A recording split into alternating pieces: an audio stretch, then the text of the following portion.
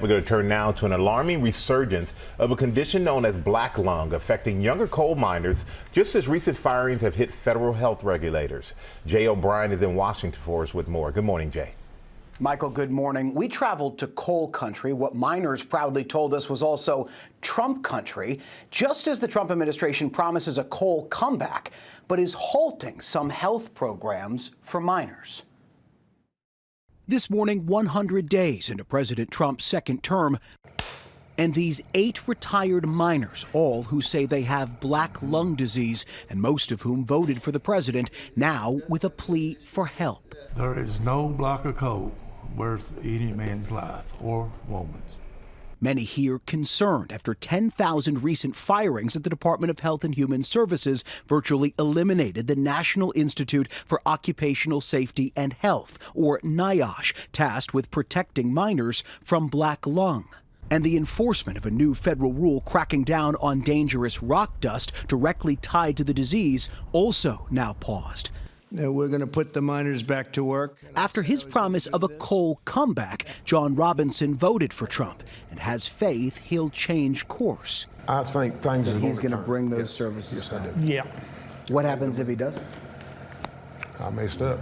Vital free x-rays and protections for sick miners now abruptly halted, even as doctors in Appalachia are finding black lung is making a brutal resurgence, impacting younger and younger miners. This guy is 30 years old. This guy's already passed away. If you had President Trump sitting here, what would you say to him? You know, I would say that I understand cutting waste in government, but this is not something to cut. This is essential for the health and well-being of the people that helped elect you. At this West Virginia dining room table, we found former NIOSH employees now mounting a last-minute pressure campaign to save their agency. And they say the lives of the miners it protects.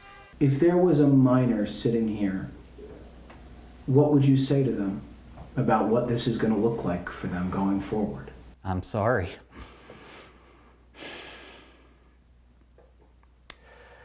I'm sorry for them. I'm sorry for their families.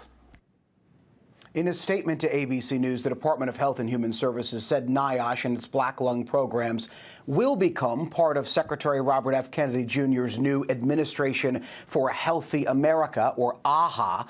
But those critical doctors and employees are all still laid off this morning, and no response from HHS on how or when that work could resume without them. So they said nothing about the funding for it?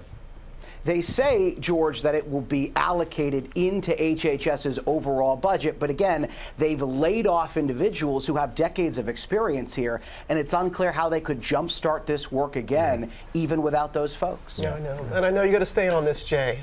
Thank you so much for your reporting. Really makes a difference.